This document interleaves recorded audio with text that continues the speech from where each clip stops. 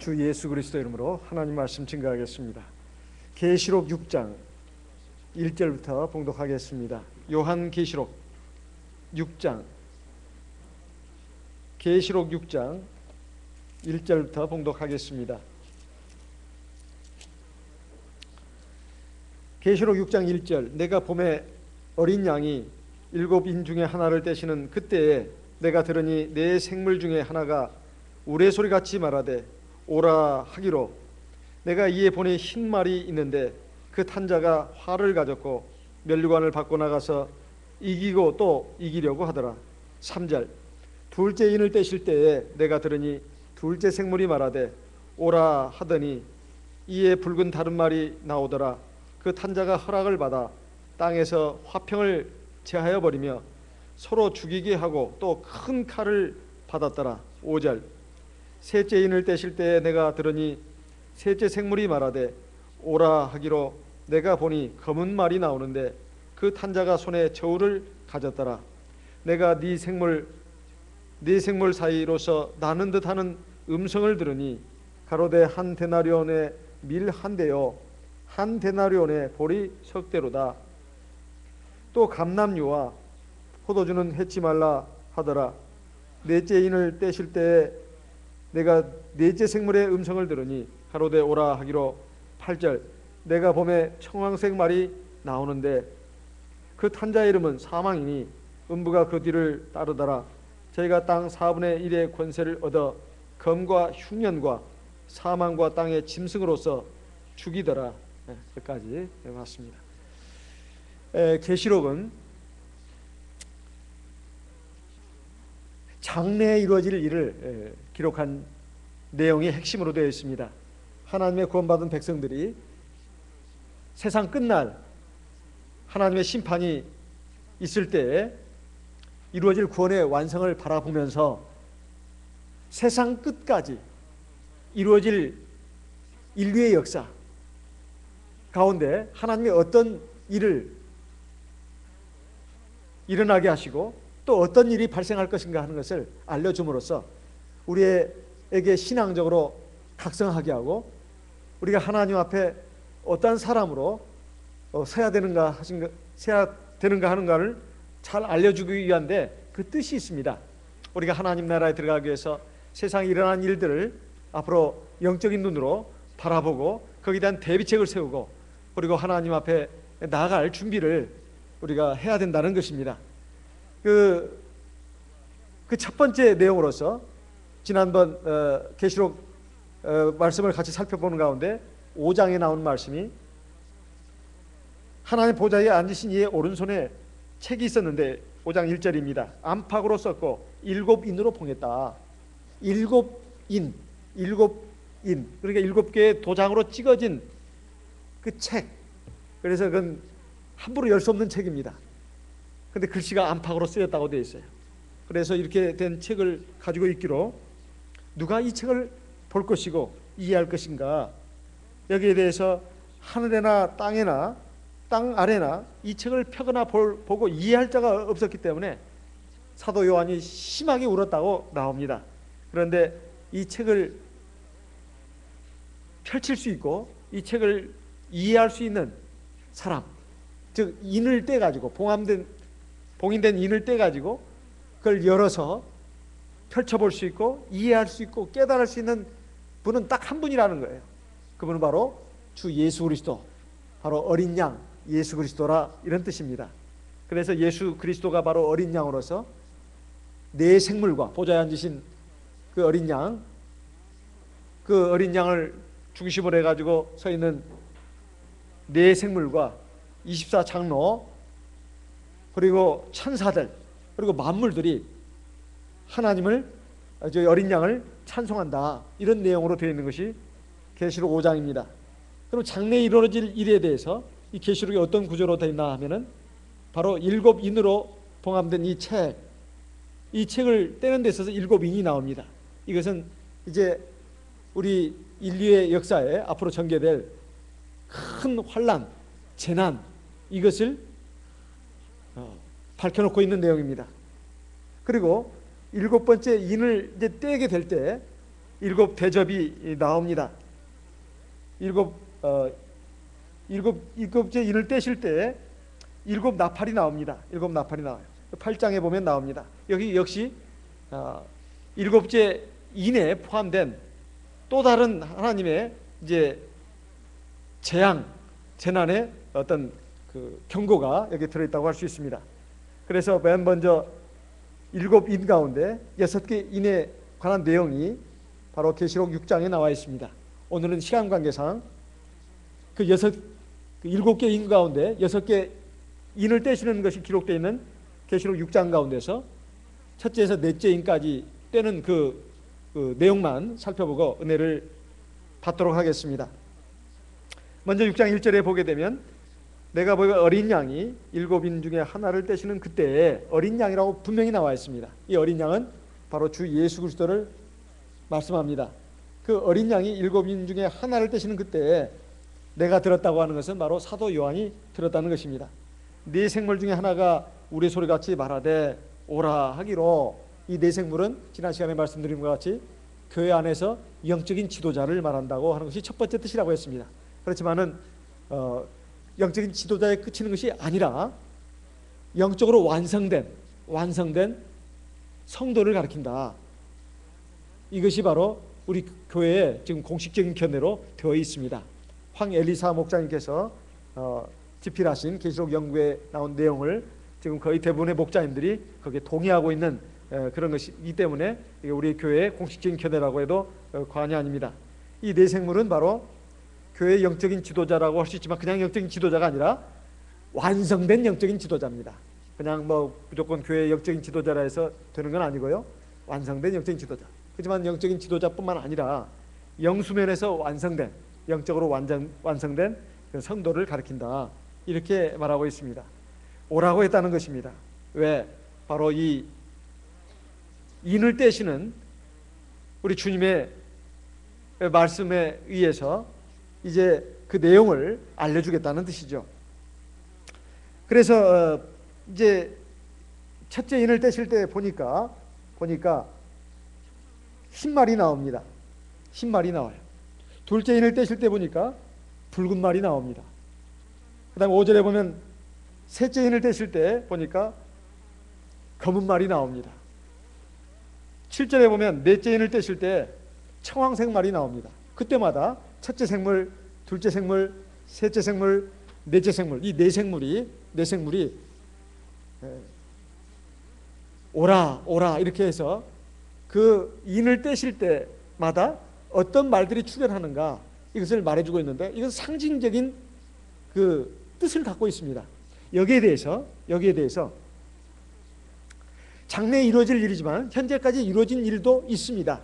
이루어진 일도 있고 또 앞으로 일어날 그 일에 대해서 지금 말씀하고 있는 내용인데, 보통 세 가지 견해가 있는데 첫 번째 견해와 두 번째 견해는 일반 신학자들의 견해입니다. 일반 교회의 견해라고 할 수 있고, 세 번째 견해는 바로 우리 교회의 견해라고 말할 수 있습니다. 우리 교회의 견해, 우리 목자님들이 연구하고 기도하고 연구해가지고 내린 결론이죠. 그런데 첫 번째 견해와 두 번째 견해를 우리가 살펴볼 필요가 있습니다.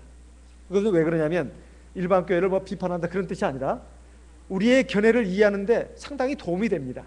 자, 그러면 첫 번째 견해는 무슨 견해냐? 정치적인 관점에서 보는 그런 견해입니다. 정치적인 관점에서 보는 견해가 뭘까요? 바로 국가적인 관점에서 본다는 뜻입니다. 국가적인 관점에서 본다는 것은 흰말을 미국으로 본다는 것입니다. 미국으로. 여기 보면 2절에 내가 이제 이에 보니 흰말이 있는데 그 탄자가 활을 가졌고 면류관을 받고 나가서 이기고 또 이기려고 하더라.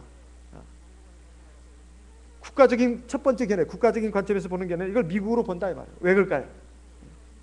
미국이란 나라는 자유를 사랑하고 평등을 사랑하고 박애정신이 있는 나라입니다. 그래서 지금 미국을 건설해가지고 세계에서 가장 잘 사는 나라, 부강한 나라로 만들었는데, 미국은 미국의 그 자기들의 자유와 인권만 관심이 있는 게 아닙니다. 전 세계가 공산주의가 말살되고 다 자유민주주의 국가가 돼가지고 인권이 보장되는 것을 원한다 이 말이에요. 그래서 북한도 자꾸 참견하고 간섭하고 심지어는 중국에 가서도 당신네들의 인권이 왜 그 모양이냐 하면서 자꾸 이렇게 말하고 간섭하는 이유도 그런 데 있는 것입니다. 그다음에 아프리카도 그렇고, 그다음 남미도 그러고, 여러 나라의 그 나라의 자유와 인권, 그 민주주의에 대해서 수호자 역할을 하고 전파자 역할을 하고 있고, 세계 경찰과 국가로서의 노릇을 하고 있는 나라가 바로 미국입니다. 미국의 그 내세우는 이념은 모든 나라의 민족들이 자유롭고 평화롭게 인권을 보장받으면서 행복하게 살자는 것입니다. 평화롭게. 그래서 이 관점을 가지고 이 신말을 해석할 때 이 신말은 미국이라고 보는 겁니다. 미국의 대통령이 거주하는 백악관도 말 그대로 화이트하우스 아닙니까? 흰색이죠. 또 그들의 국기도 흰색이 들어 있습니다. 또 미국 선수들이 뭐 국제 대회에 나갈 때도 주로 흰 옷을 즐겨 입는다고 합니다. 여기에 보면 이 흰말의 탄자가 활을 가졌다고 했는데, 활은 무기 중에 하나입니다. 최근에 우리나라에 나온 뭐 영화 중에 최종병기 활 나오죠. 우리나라 옛날 조상들도 활을 잘 썼다고 하죠. 기마민족의 후예라 해가지고, 그래서 요즘 우리나라 야구 선수들이 활을 잘 쏜다는 말이 있지만은, 어쨌든 이 활이라고 하는 것은 무기를 뜻합니다. 미국은 전 세계적으로 가장 우수한 무기를 갖고 있습니다. 그리고 미국은 많은 영광을 가지고 있고 누리고 있습니다. 경제 방면이라든가 군사적 방면에서 미국은 최강입니다. 미국은 최강이에요. 그래서 많은 사람들이 미국에 가서 시민권이라든가 영주권을 얻기를 원합니다. 미국이라는 나라가 세계에 출현한 이후로 많은 나라들이 이 미국이라는 나라를 통해서 전쟁에서 이기고 또 많은 도움도 받았습니다. 세계 1차 대전, 2차 대전 이때 참화가 일어났을 때도 미국이 연합국 측에 섰을 때 바로 그 전쟁을 승리로 이끌 수가 있었습니다. 미국이 개입하지 않았으면 전쟁이 이 자유연합국가들의 그 승리가 될 수가 없었어요. 독일이라든가 이탈리아, 일본이 그 당시에 굉장히 강력한 나라들이었습니다. 근데 미국이 거기에 가세하면서 전세가 역전돼 가지고 자유진영이 승리할 수가 있었던 것입니다. 그들은 지금도 중요한 활을 갖고 있습니다. 두 번째, 4절에 보면, 3절 4절에 보면 두 번째 일을 뗄 때 붉은 말이 나왔는데, 이 붉은 말은 소련을 뜻한다고 합니다. 소련의 국기는 붉은색입니다. 그리고 소련의 군대를 일컬어서 붉은 군대라고 합니다. 또 소련의 모스크바에 가면은 붉은 광장이 있습니다. 이것은 피를 상징합니다. 전쟁을 상징해요. 소련이 건국된 이후로 많은 통치자들에 의해서 많은 숙청이 있었고, 피해 숙청이 있었고, 그리고 전쟁이 있었습니다. 전쟁이 있었어요. 그 중에 아주 악랄한 독재자였던 스탈린에 의해서 수천된 사람만 해도 수천만 명이라고 합니다. 몇백만 명이 아니라 천만 명 이상이라고 그래요. 스탈린에 의해서 그 잔혹하게 수청된 사람들이 천만 명이 넘는다고 합니다. 그리고 스탈린은 굉장히 전쟁을 많이 일으키지 않았습니까? 동부 유럽을 갖다가 침략에 들어가가지고 다 그들의 위성국가로 만들었습니다. 소련의 군사력은 아주 막강했습니다. 미국과 자원을 겨룰 정도로 굉장히 아주 강력했습니다. 그렇지만은 그 뒤에 이제 후르시초프, 그다음에 그 뒤에 또 나오는 소련의 지도자에 의해서 고르바초프죠. 이제 평화 공존을 추구하면서부터 소련의 국력이 예전과 같지 않습니다. 또 위성국가로 있던 많은 나라들이 독립을 해가지고 이제 소련의 위상이 이제 러시아의 국가로 하나 이제 한정됐지만은, 어쨌든 지금도 러시아는 무시할 수 없는 막강한 군사력을 갖고 있습니다. 경제적으로는 많이 쇠락을 했지만은 군사적으로는 여전히 미국에 이어서 바로 두 번째 군사력을 갖고 있습니다. 그리고 또 소련은 많은 또 그 아랍 국가들, 그리고 아프리카의 국가들, 남미 이런 데 무기를 수출하고 있습니다. 그래가지고 그 나라들끼리 피해 전쟁을 일으키게 하고 있습니다. 그러니까 이 붉은 말은 소련을 상징하고, 그리고 많은 나라와 민족끼리 서로 간에 전쟁 사례가 일어나도록 했는데, 여기 보게 되면 4절에 붉은 다른 말이 나오더라. 그 탄자가 허락을 받아 땅에서 화평을 제하여 버리고, 화평의 반대는 전쟁입니다. 화평을 없애버린다는 것은 전쟁이 일어나게 한다는 뜻입니다. 땅에서 화평을 제하여 버리면 서로 죽이게 하고 서로 죽이게 한다는 거죠. 그리고 또 큰 칼을 받았더라. 큰 칼은 아주 강력한 무기의 상징이기도 합니다. 그래서 소련 국기에도 보면 큰 칼이 그려져 있지 않습니까? 그래서 이 붉은 말은 소련이라고 본다는 것입니다. 세 번째는 검은 말입니다. 5절에 보면 셋째 인을 떼실 때 내가 들으니 셋째 생물이 말하되 오라 하기로 내가 보니 검은 말이 나오는데 그 탄자가 손에 저울을 가졌더라. 이 검은 말은 어떤 나라를 상징하느냐? 이라크를 상징한다는 것입니다. 이라크 아주 강성했을 때 사람들은 이 이라크라는 나라를 성경의 계시록에 나오는 검은 말로 보았습니다. 이 이라크는 옛날에 성경에 나오는 바벨론 나라입니다. 아주 강력한 나라였죠. 바벨론에 의해서 유대 나라가 멸망하지 않았습니까? 그래서 이 바벨론은 굉장히 강력한 나라고, 지금은 이제 죽었습니다만 그 후세인이라는 그 대통령이 이라크를 갖다가 과거에 예전에 우리 바벨론의 나라의 영광을 회복하는 나라로 만들겠다 했고, 자기 자신을 갖다가 느부갓네살 2세라고까지 자기를 그렇게 높였습니다. 자기는 느부갓네살 왕 2세다, 이런 식으로 자기를 신격화했다 이 말이에요. 그런데 결국은 미국과의 전쟁에서 패배해가지고 결국은 사형 판결을 받고 죽지 않았습니까? 그래가지고 그 이라크는 세계 석유 생산량도 2인가 3위 정도 될 정도로 엄청난 양의 석유를 갖고 있습니다. 이 석유는 검은색 아닙니까? 그래서 이 석유에 대한 그 지배력을 가지고 세계 그 경제를 갖다가 상당한 영향을 끼칠 수 있다는 것입니다. 그래서 석유값이 올라가면 각 나라의 경제 상황이 많이 이렇게 흔들립니다. 물가가 뛰죠.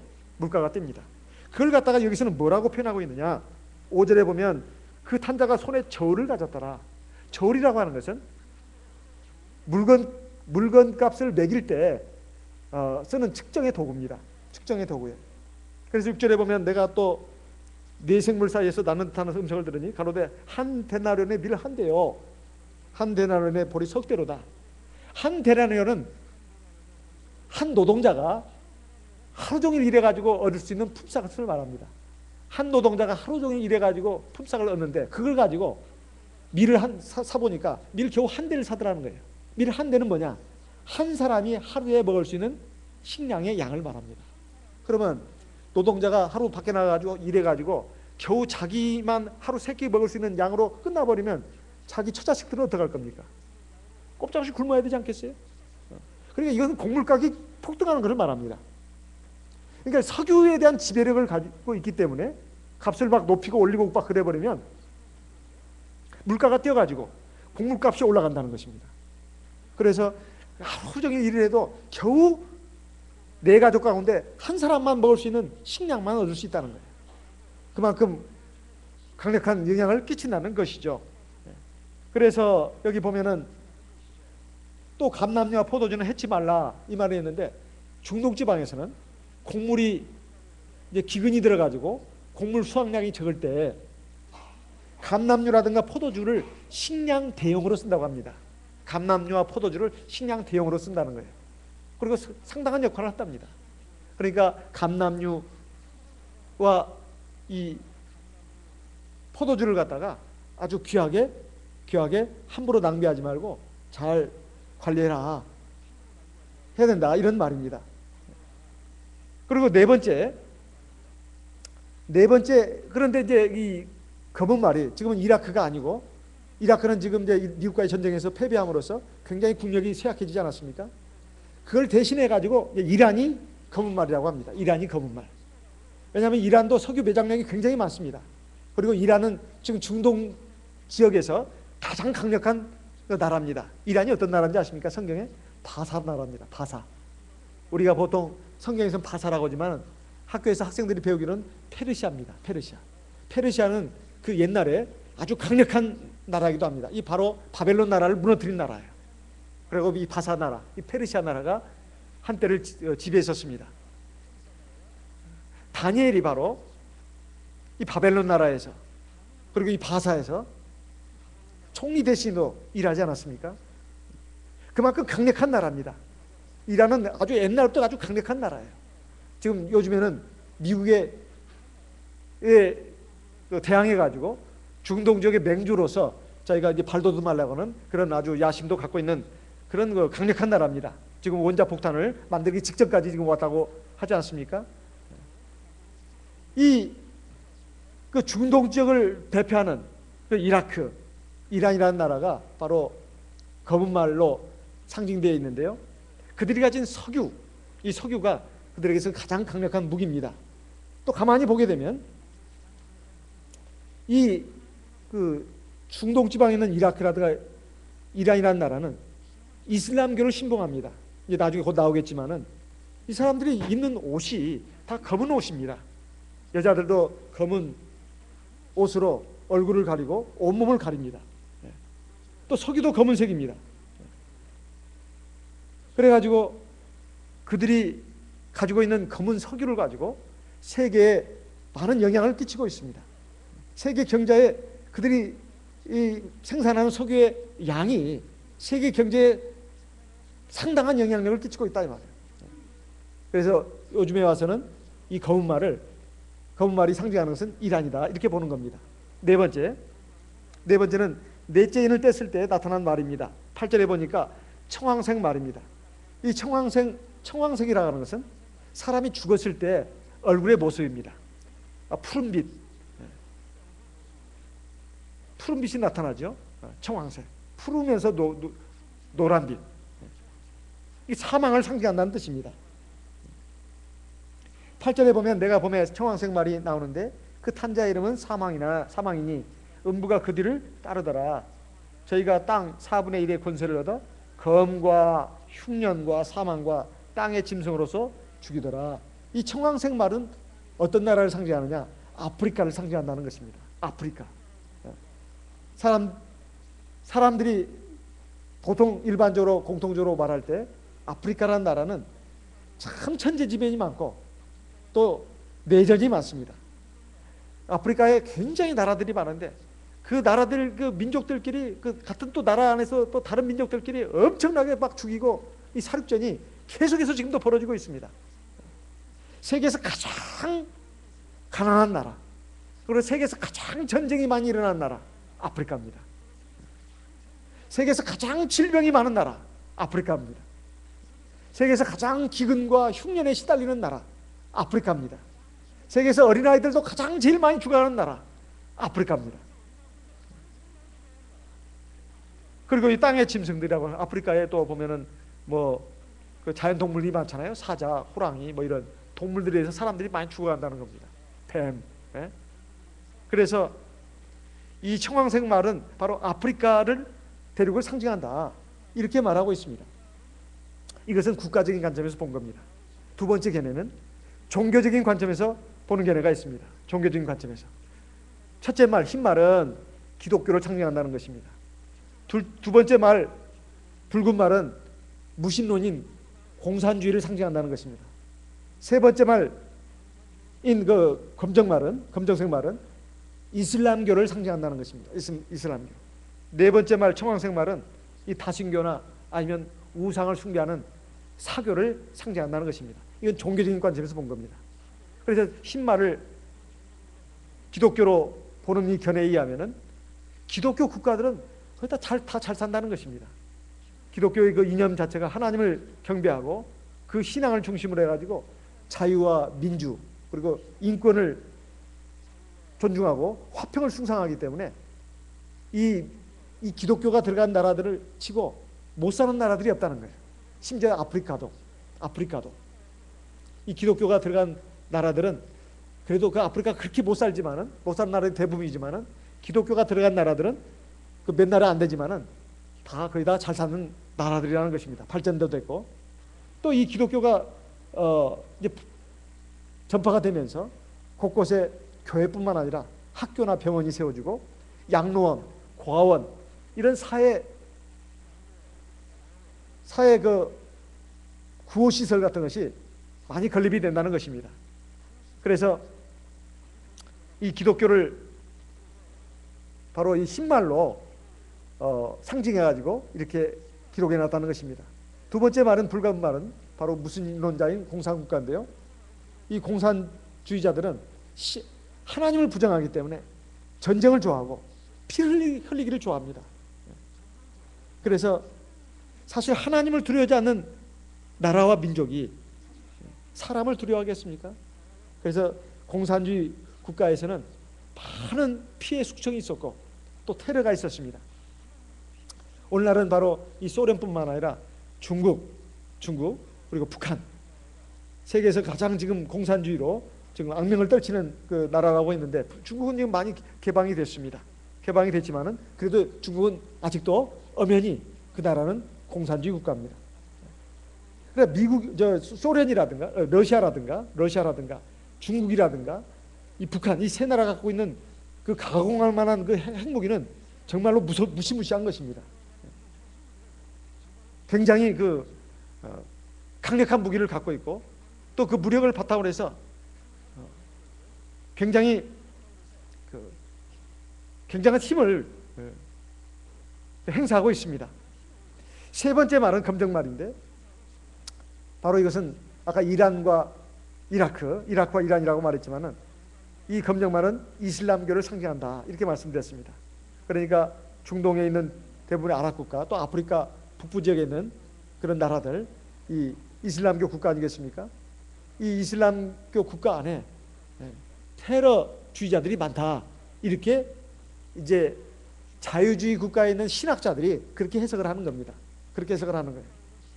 그래서 그들은 석유를 무기로 삼아가지고 세상을 지배하려고 한다. 그리고 석유 전쟁을 일으켜서 결국 세계 경제에 막대한 영향력을 끼친다고 하는 것은 아까 이 말들을 갖다가 국가적인 관점에서 보는 견해와 일치합니다.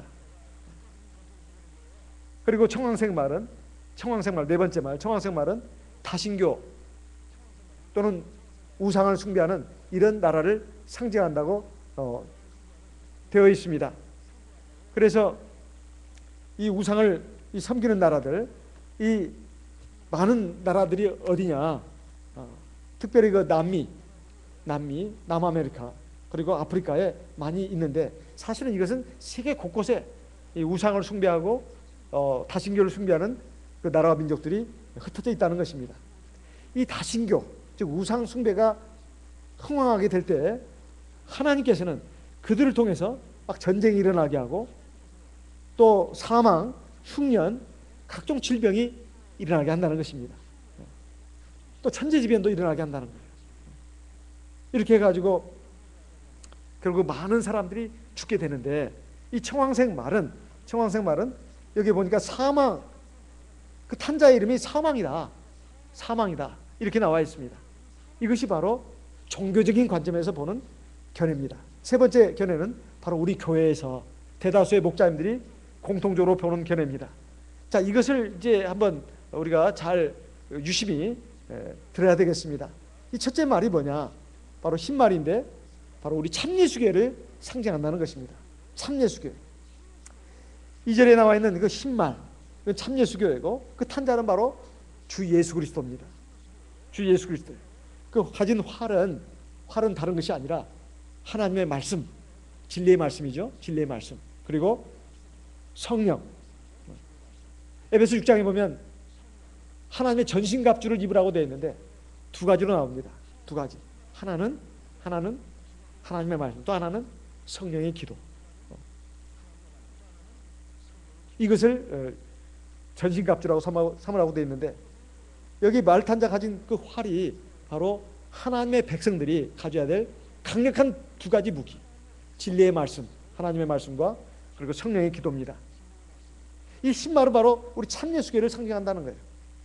1917년에 중국 대륙에서부터 시작된 참교회. 이때 1917년에 소련에서는 막스 레닌에 의해서 공산주의 혁명이 일어났습니다. 참 공교롭게도 그 해가 일치합니다. 1917년에 공산주의도 출현하고 우리 참예수교도 출현했습니다. 그래서 첫째 말에서 넷째 말까지는 순서적으로 나오는 것이 아니라 이건 한 묶음으로 봐야 된다고 하는 것이 우리 교회의 견해입니다. 순서적으로 나오는 것이 아니라 한 묶음으로 봐야 된다는 거예요. 그 시차를 두고 나타나는 것이 아니라는 것이죠.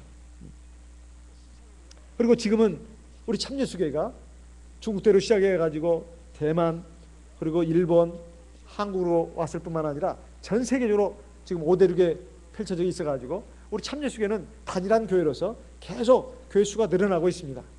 우리 한국 같은 경우를 본다면 속도는 굉장히 느리지만은 대방교회에서 분설돼서 나간 교회만 해도 강남교회가 있지 않습니까?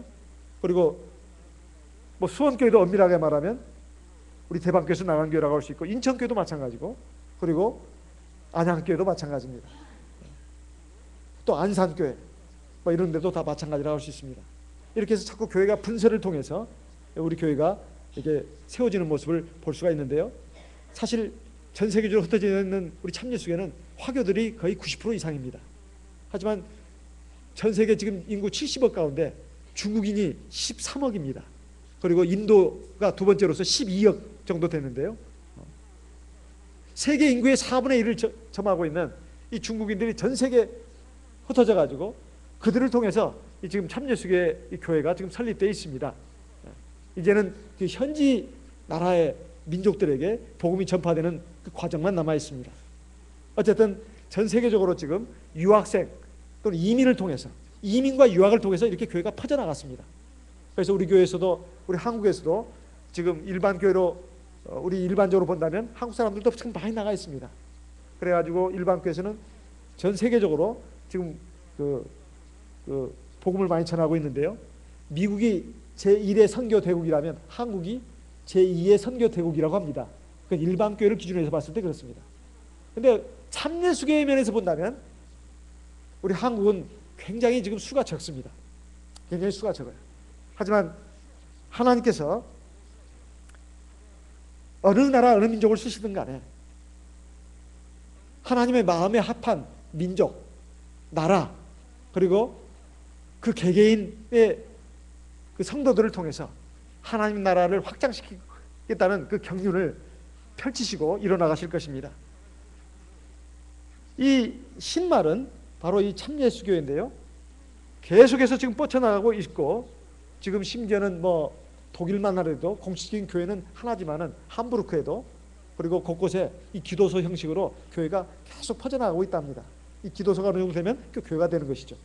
프랑스에도 마찬가지라고 생각합니다. 파리에 하나가 있지만은 계속 또 그 중국인 신도들이 프랑스 곳곳에 이렇게 있는데 몇 가정만 모이면 자발적으로 예배를 드린답니다. 모여서 예배 드리다 보면 이제 그것이 기도소가 되고 그리고 그것이 교회가 된다는 것입니다.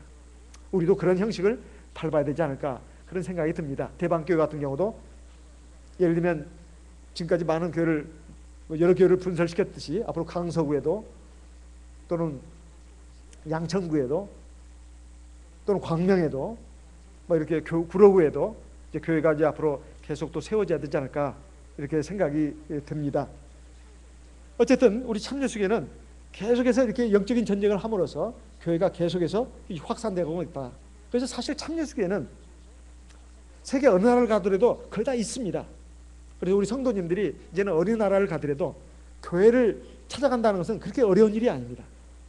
미국만 해도 공식적으로 교회 수가 지금 20몇 개인데요. 20몇 개인데 기도소까지 하면 50개가 넘는 걸로 알고 있습니다. 기도소까지 하면 50개가 넘어요. 곳곳에 크다 이 기도소가 이루어지고 있고 유학생들 그리고 이민자들이 모여가지고 예배를 드리고 있고 목자는 공식적으로 맡은 교회 말고도 그 기도소들을 이렇게 계속 순방하면서 예배를 인도하고 있는 걸로 알고 있습니다. 유학생들이라든가 이민 간 그 분들이 또 계속 예배를 드립니다. 목자가 오지 않을 때는 자기들끼리 예배를 드린다 이 말이에요. 그렇게 해서 계속해서 승리에 또 승리를 이뤄가고 있는데 이것이 바로 신말이 하는 일이다. 이기고 또 이기려고 한다는 것은 지금도 이겼지만은 계속해서 앞으로 또 이기려고 한다, 이런 뜻입니다. 이것이 예언되어 있는 내용의 말씀이 바로 첫째 말에 관한 예언의 말씀이다, 이런 것입니다. 두 번째는 붉은 말입니다. 이 붉은 말은 공산국가라고 우리 선배 목자님들이 그렇게 보고 있습니다. 아시아에서 붉은 길을 가지고 있는 이 나라, 딱 세 나라인데 바로 러시아, 중국, 북한입니다. 다 붉은 길을 갖고 있어요. 붉은색입니다. 이들은 다 무신론자들입니다. 이 붉은 말이 나타나면서부터 곳곳에서, 땅에서, 이 세상에서 화평이 없어졌습니다. 전쟁이 났다는 말이에요. 왜냐하면 그들이 큰 칼을 갖고 있기 때문에. 핵무기를 가장 많이 소유하고 있는 나라들입니다. 미국을 제외하고. 그리고 그 밖에도 많은 아주 강력한 무기를 갖고 있습니다. 화학무기 같은 거. 화학무기 아주 무섭습니다. 이번에 경상도 어디죠? 그가 구미 화학공장이 그때 어떻게 이상이 있어가지고 그 많은 사람들이 막 피해를 입지 않았습니까? 그 다음에 검은 말. 검은 말은 뭘 상징하느냐? 이건 에너지 전쟁을 상징한다. 우리 교회 선배 목자님들이 보는 견해는 그겁니다. 이 경제 전쟁이라는 거예요. 네. 이 검은 말이 출현한 이후에 세계 경제에서 많은 영향이 일어났다는 것입니다. 손에 저울을 갖고 있습니다. 한 대나련에 밀 한 대밖에 못 산다. 네 식구, 다섯 식구 중에 겨우 한 사람만 먹을 수 있는 그런 정도의 식량밖에 안 줘진다는 거예요. 하루 종일 일해도. 이 경제전쟁이 발생하게 되면 감남류와 포도주는 절대 해치지 마라, 이렇게 말하고 있습니다. 왜냐하면 경제적으로 너무나 큰 타격을 받고 어려움에 처하게 되니까 사람들이 음식을 낭비하지 않게 됩니다. 음식을 아끼게 돼요. 뭔가 일 터진다 하면은 막 그 슈퍼에 라면이라든가 쌀 이것이 바닥이 난다고 하지 않습니까? 그만큼 우리는 지금 그 시대에 살고 있습니다. 전 세계 각국이 긴밀하게 경제적으로 연결되어 있어가지고 어느 나라에서, 특히 큰 나라에서 큰 문제가 생기면 당장 다른 나라에도 그 영향이 미치고 있습니다. 네 번째 말, 청황색 말은 우리 목자들이 보는 견해는 바로 사망입니다. 사망. 이 말이 세상에 출현한 이후에 사망이 왔다는 것입니다. 검. 이것은 이제 전쟁을 말하죠. 흉년.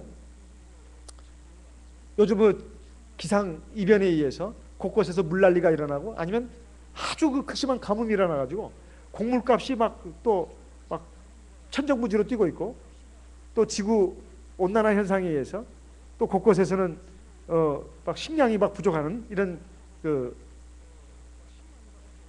현상이 벌어지고 있습니다.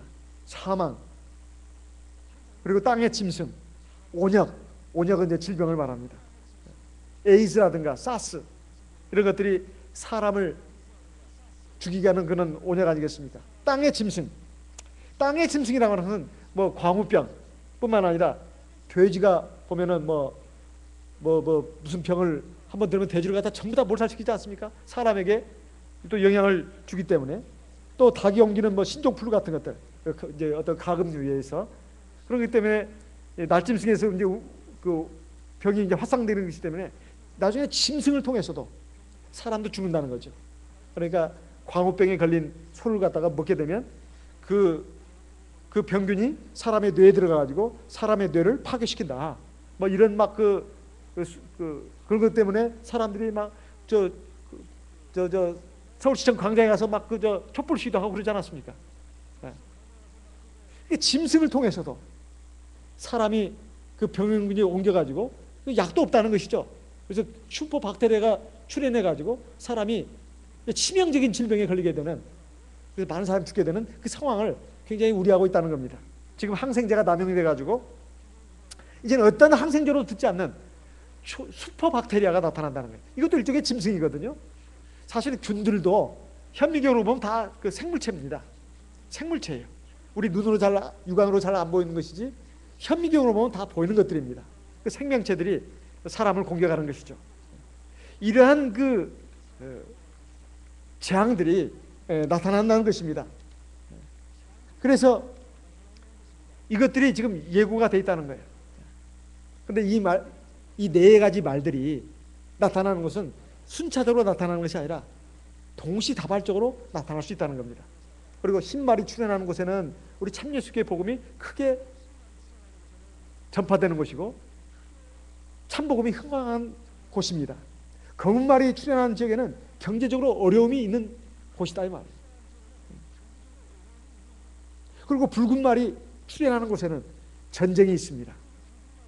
검은 말이 출현하는 곳에는 기근이 있고 그리고 심각한 질병이 있습니다. 이런 것들이 세계 곳곳에 이렇게 나타나고 일어나고 있다는 것입니다. 이러한 것이 바로 우리 참예수교의 대다수 목자님들이 공통적으로 보고 있는 견해입니다. 그러면 우리는 어떻게 생각해야 되겠습니까? 저는 생각할 때 일반 교회에서 일반 신학자들이 보는 그 견해, 첫 번째 견해는 국가적인 관점에서 보는 견해, 두 번째 견해 종교적인 관점에서 보는 견해, 세 번째 우리 교회에서 보는 견해. 비록 차이는 좀 있지만은 공통점이 있습니다. 참 신기하게 공통점이 있어요. 그렇지 않습니까? 그걸 봤을 때 이런 일들이 지금 일어나고 있고 앞으로 더 심각해질 것이다 하는 것입니다. 성경은 특히 계시록은 말세를 사는 하나님의 성도들을 위해서 주신 책입니다. 우리는 장래일에 대해서 관심을 가져야 합니다. 특별히 하나님의 섭리 안에서 이루어지는 일에 대해서 영적인 안목으로 관심을 가져야 돼요. 내 개인적으로 내가 앞으로 어떻게 될 것인가, 내 육신의 삶은 어떻게 될 것인가, 그건 하나님께 맡기면 됩니다. 하지만 하나님의 큰 경륜 안에서 인류를 향한 하나님의 역사, 경륜은 우리가 큰 관점에서 볼 수 있어야 합니다. 저희가 신문을 보고 또는 TV 뉴스를 보고 국제정세를 보게 되면 어쩌면 이 말씀이 이렇게 맞는가 그런 생각이 듭니다. 이것을 깨칠 수 있는 것은 바로 성령의 계시가 있어야 합니다. 고린도전서 2장을 보겠습니다. 고린도전서 2장 10절 말씀 우리 소리내서 같이 읽어보겠습니다. 고린도전서 2장 10절 같이 읽겠습니다. 오직 하나님이 성령으로 이것을 우리에게 보이셨으니 성령은 모든 것 곧 하나님의 깊은 것이라도 통달하시느니라. 하나님이 뭘로 우리에게 보셨다고요? 성령으로 보셨다. 뭘요? 하나님의 말씀, 하나님의 진리, 구원의 참 복음. 아까 7인으로 봉함된 그 책, 장래에 일어날 일들입니다. 이것은 꼭 계시록뿐만이 아니고 성경의 모든 말씀이 다 안팎으로 쓰여졌어요. 그래서 안팎으로 쓰여졌다는 그 말의 의미도 지난 시간에 말씀드렸는지 제가 잘 모르겠습니다만은 사실 하나님의 말씀은 안과 밖으로 쓰여져 있습니다. 안과 밖으로 쓰여졌다는 것은 밖으로 쓰여진 것은 우리가 쉽게 이해할 수가 있습니다. 근데 밖으로 쓰여진 글씨 이면에 안으로 쓰여진 글씨도 있다는 거예요. 그러니까 성경을 읽을 때 그냥 읽는다고 해서 다 깨닫는 것이 아닙니다. 그냥 밖에 쓰여진 내용만 이해하는 거예요. 밖에 쓰여진 내용만. 속에 들어있는 그 깊은 진리, 이것은 성령이 조명이 있어야 합니다. 밖에 쓰여진 글씨는 누구라도 보면 이해할 수 있는 그런 내용입니다. 하나님의 말씀도 일반 교회에서도, 아니 교회를 다니지 않은 사람도 일반적으로 깨달을 수 있는 내용으로 많이 되어 있어요. 하지만 밖으로 쓰여진 글씨만이 전부가 아닙니다. 밖으로 쓰여진 글씨 이면에 안으로 쓰여진 글씨가 있다 이 말이에요. 이것은 성령의 조명이 있어야 합니다. 구원의 핵심 진리, 그리고 영적인 깊은 뜻, 이것을 알려면 성령의 도우심과 인도가 있어야 합니다. 특별히 우리 교회에서 저와 여러분 뿐만 아니라 우리 교회 모든 성도님들이 성령을 받았습니다. 성령 기도를 많이 해야 되는 이유가 거기 있고, 우리 예배 첫 기도와 마지막 기도가 성령 기도로 시작해서 성령 기도로 끝나는 이유가 바로 거기 있습니다.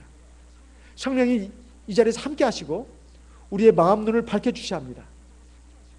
그래서 하나님 말씀도 잘 깨닫게 하고 또 그것을 잘 받아들이게 하고 그 말씀을 무기로 삼아서 내가 세상에서 영적인 전쟁에서 승리할 수 있도록 이끌어주는 분이 바로 성령입니다.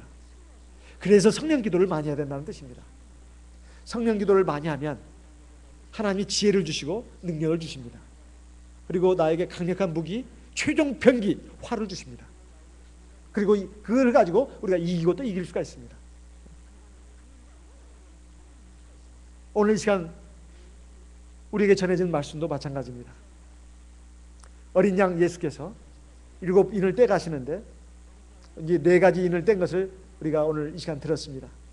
그 4가지 인을 떼는 걸 통해서 오늘 우리는 어떤 생각을 해야 할까요? 아, 그렇구나. 세계 역사를 하나님이 역시 주관하고 계시는 것이구나. 불완전하고 부족하고 죄악으로 물들고 점철된 인간들의 그 삶을 갖다가 하나님은 영원 전부터 영원 후까지 아시고 그 가운데서 하나님은 하나님의 구원의 경륜을 펼쳐가시는구나.